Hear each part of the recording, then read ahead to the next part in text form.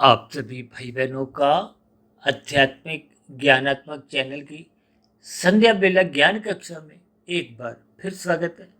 आज की चर्चा का विषय 3 शब्दों को लेके है: हटना, छोड़ना और छूटना।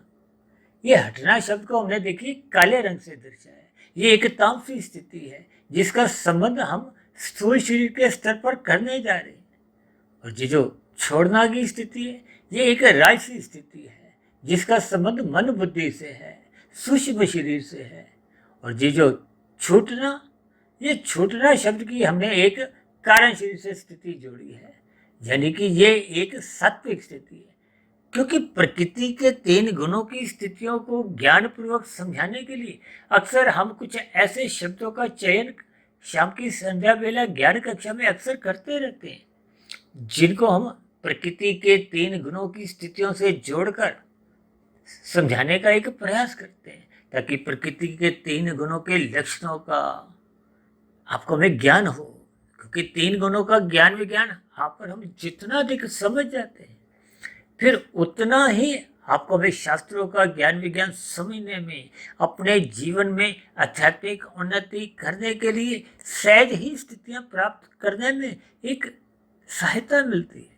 अन्यथा संसारी गतिविधियों में, विषय भोगों में बस एक साधारण मनुष्य का जीवन यूं ही व्यर्थ की स्थितियों में, व्यर्थ की उलझनों में, संसारी गतिविधियों में बस यूं ही व्यर्थ चले जाता है। और अक्सर अंतिम समय में, वृद्धावस्था की स्थितियों में या मृत्यु की अंतिम स्थितियों में एक साधारण मनुष्य को पछतावा होता है, आत्मग्लानि होती है।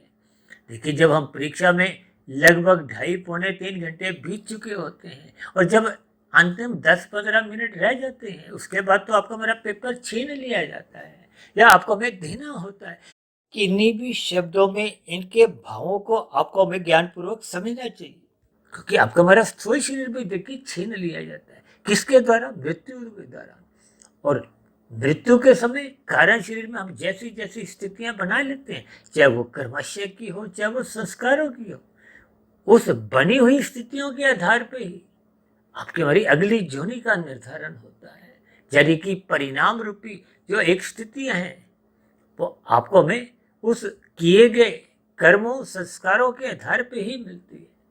इसका अभिप्राय क्या है कि जैसे हम परीक्षा में जो जो उत्तर पुस्तिका में लिखकर आते हैं, नंबर तो उसी के ही आते हैं, नतीजे तो उसी के ही आते हैं, परिणाम तो उसी के ही आते हैं। अब कितने विद्यार्थी फेल हो जाते हैं, इसका अभिप्राय क्या है कि जब मनुष्य जीवन पाकर मरने के बाद पुनः यदि हम मनुष्य योनि की प्राप्ति करने में असफल रहते हैं, तो इसका अभिप्राय क्या है कि वर्तमान मिले हुए जीवन में हमने प्रकृति के विषय भोगों में अधिक रुचि लेते हुए रजोगुण का संग करते करते अपना सतोगुण कमजोर कर लिया था। और जब सतोगुण कमजोर होने लगता है, तो वही राशि स्थितियां, 5 विषय भोगों की स्थितियां, गंध, रस, रूप, स्पर्श, शब्द, इन स्थितियों का फिर मनुष्य अमर्यादित संग करता करता करता करता इन भोग्य विषयों का व्यसनी बनता जाता है। इन विषय भोगों का लत ही उसको पाप कर्मों में कब कितने गहरे तल पर धकेलने लगती है, मनुष्य को इसका बोध नहीं रहता। इसलिए हमने आज 3 शब्दों का चयन करते हुए हटना, छोड़ना और छूटना, इन 3 शब्दों को प्रकृति के 3 गुणों की स्थितियों से और आपके हमारे 3 शरीरों की स्थितियों से कुछ संबंध जोड़ा है। क्योंकि सर्वप्रथम स्थूल शरीर के स्तर पर आपको हमें विषय भोगों से अपनी ज्ञानेंद्रियों को, कर्मेंद्रियों को एक हटना होता है। यदि हम हटते नहीं हैं, देखिए जब हम ब्याह शादियों में जाते हैं, वहाँ आप एक स्टॉल पे गए, कोई रसगुल्ला खा रहा है, कोई जूस पी रहा है, कोई पदार्थ ले रहा है, फिर मन में फिर कुछ इच्छा जागृत होती है, फिर दूसरे स्टॉल पे, फिर दूसरे स्टॉल पर कुछ खाया पिया, फिर तीसरे स्टॉल पर। इसी तरह आपके हमारे ये जो 5 भोग्य इंद्रिय हैं, नाक, जिब्या, आंख, त्वचा, कान, ये कुछ ना कुछ ऐसे ही विषय भोगों का संग चाहती है। ये नाक किसका सुख चाहती है? गंध का, जिब्या रस का, आंख रूप का, त्वचा स्पर्श का और कान शब्द का। इसी तरह हाथ पैर वाणी लिंग गुदा 5 कर्मेंद्रिय ये इन विषय भोगों की प्राप्ति के लिए कर्म करती है। देखिए इन सभी स्थितियों को आपको हमें ज्ञानपूर्वक समझना होगा।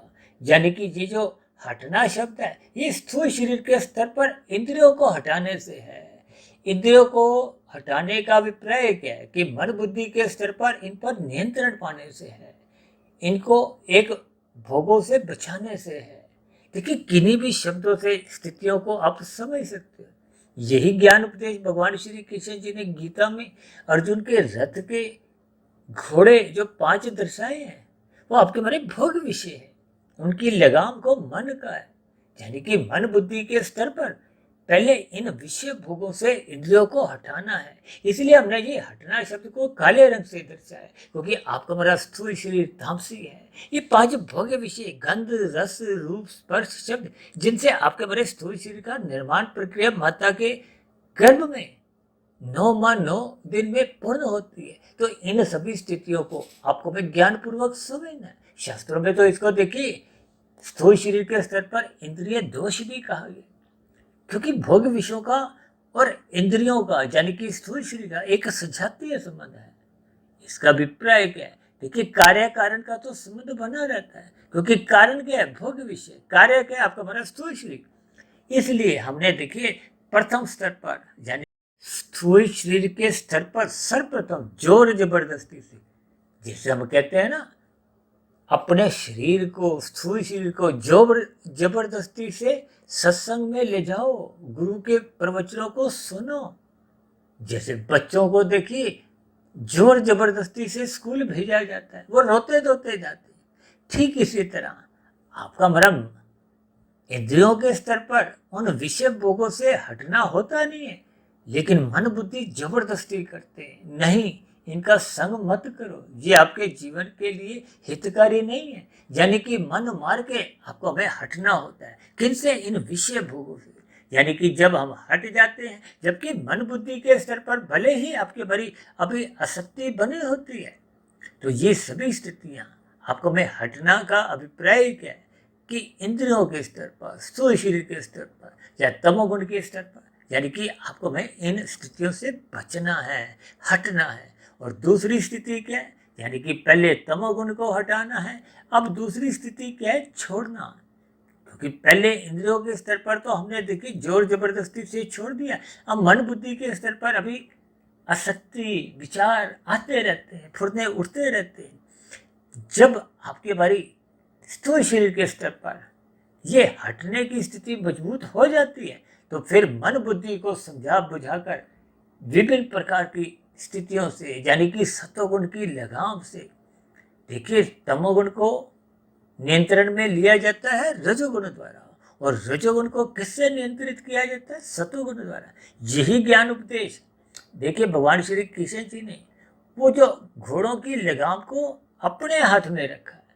इसका अभिप्राय क्या है कि मन बुद्धि को श्रद्धापूर्वक सत्संग करवाना होगा, गुरु के आज्ञानुसार जीवन व्यवस्थित करना होगा, ब्रह्म मुहूर्त में उठना होगा, शास्त्रों का स्वाध्याय करना होगा। ये सभी स्थितियां जब आपके हमारे जीवन में मन बुद्धि के स्तर पर बनने लगती हैं, देखिए आरंभिक स्तर पर मन को काबू किया जाता है, और मन को काबू करने के लिए बुद्धि एक बॉस की स्थिति है। यानी कि बुद्धि को निरंतर सत्संग करवाना होता है, सात्विक बुद्धि बढ़ानी होती है, विवेक शक्ति जगानी होती है, जिसके फलस्वरूप मन पे नियंत्रण पा लिया जाता है। जब मन नियंत्रित होता है तो इंद्रियां अपने आप ही नियंत्रित रहती है। इसका अभिप्राय क्या है? ये जो छोड़ना शब्द है ये एक राशि स्थिति है, सूक्ष्म शरीर की स्थिति है, मन बुद्धि की स्थिति। यानी कि पहले जो मन में फुर्दे चिंतन आते रहते थे विषय भोगों के, उन पर बार बार उनको हटाना होता है, ध्यान सत्संग में लगाना होता है। अब तीसरी स्थिति क्या है? सात्विक स्थिति। देखिए हटना जोर जबरदस्ती से है, छोड़ना मन बुद्धि के स्तर पर विचारों की स्थितियां हटाने से है, अब छूटना की एक सहज स्थिति है। यानी कि जब मन बुद्धि एक नियंत्रण में आ जाते हैं, विचारों में भी भोगों की आसक्ति नहीं होती, तो ये एक सहज स्थिति है। जब कारण शरीर में शुभ संस्कार छूटने के बन जाते हैं, अब भोगों के प्रति कोई मन में फुर्ते नहीं जागते, तो ये फुरने जब जगने बंद हो जाते हैं तो इसका अभिप्राय क्या है कि कारण शरीर के स्तर पर शुभ संस्कार बन गए हैं, ज्ञान में स्थितियां बन चुकी हैं। इस स्थिति विशेष को ही हमने देखे सफेद रंग से छूटना शब्द से दर्शाया है, यानी कि अब स्थिति एक सहज रूप से बन गई है। इस सहज स्थिति को ही हमने छूटना शब्द से दर्शाया है, यानी कि जब कारण शरीर में शुभ संस्कार बन जाते हैं तो फिर आपकी हमारी आत्मा पर जो अज्ञानता की परछाई, तमोगुण रजोगुण की आसक्ति के कारण जो बनी हुई थी, वो सहज ही वो परछाई कहो, आवरण कहो, वो दोष को वो हट जाते हैं, तो आत्मा अपने मूल ज्ञान स्वरूप पे लौट आती है, जिसके फलस्वरूप आत्मा परमात्मा का जो एक सजातीय संबंध है। देखिए, आत्मा और परमात्मा ये दोनों नित्य तत्व है, चेतन सत्ता है। आत्मा ज्ञान स्वरूप है, परमात्मा आनंद स्वरूप है। यानी कि जब हम ज्ञान स्वरूप में लौट आते हैं, और लौटते कब है, जब कारण शरीर शुद्ध हो जाता है, यानी कि ये छूटने वाली स्थितियां बन जाती, क्योंकि भोग विषय ही आपके बड़े ज्ञान को आवृत करते हैं। इन सभी स्थितियों को आपको विज्ञान पूर्वक समझते हुए इन हटना, छोड़ना और छूटना शब्द पर अपना ध्यान केंद्रित करना होगा। यानी कि श्रद्धा पूर्वक सत्संग करते हुए पहले इंद्रियों को जोर जबरदस्ती से भोगों से हटाना होगा, फिर उनकी आसक्ति को, विचारों को, पूर्णों को निरंतर श्रद्धा पूर्वक सत्संग करते हुए, उनका चिंतन मनन शोध की स्थितियां बनाते हुए उन विचारों को भी दग्ध बीज करना होता है। जब ये स्थितियां बन जाती हैं तो शुभ संस्कार कारण शरीर में बन जाते हैं, और ये छूटने वाली स्थितियां बन आपका हमारा कारण शरीर शुद्ध हो जाता है, आत्मा मूल स्वरूप में स्थित हो जाती है, तो फिर आत्मा को परमात्मा के आनंद की झलकें मिलती हैं और आपका हमारा ज्ञान आवृत नहीं होता। ऐसी स्थितियां निरंतर बनी रहने से ही आपका हमारा मनुष्य जीवन सफल हो पाता है, सार्थक हो जाता है। तो ऐसी सभी शुभ सार्थक स्थितियां आपके हमारे जीवन में भी बनना आरंभ हो। इन्हीं शुभ कामनाओं के साथ चर्चा विशेष को यही विश्राम देते हैं। कल सुबह फिर मिलते हैं ब्रह्म मुहूर्त ज्ञान उपदेश कक्षा में। तब तक आप अपने आध्यात्मिक मित्र सुधीर भाटिया फकीर को इजाजत दें। फिर भी आज की वीडियो संबंधित आपके मन में कोई प्रश्न उठ रहा हो, कोई मेरी कही गई बातें आपको तर्क सही नहीं लगी हो, या मेरी कही गई बातों पर आपकी कोई आपत्ति हो, शिकायत हो, तो आपके प्रश्नों का, सुझावों का और शिकायतों का नीचे दिए गए कमेंट्स बॉक्स पर सदा ही स्वागत है। अब चर्चा विशेष को यही विराम देते हैं। आप सभी भाई बहनों को बहुत बहुत शुभ रात्रि। उस सात्विक स्थिति मजबूत करने के लिए, ब्रह्म मुहूर्त में उठने के लिए मेरी ओर से बहुत बहुत शुभकामनाएं। इस चर्चा विशेष को ध्यानपूर्वक सुनने के लिए आप सभी भाई बहनों का बहुत बहुत धन्यवाद।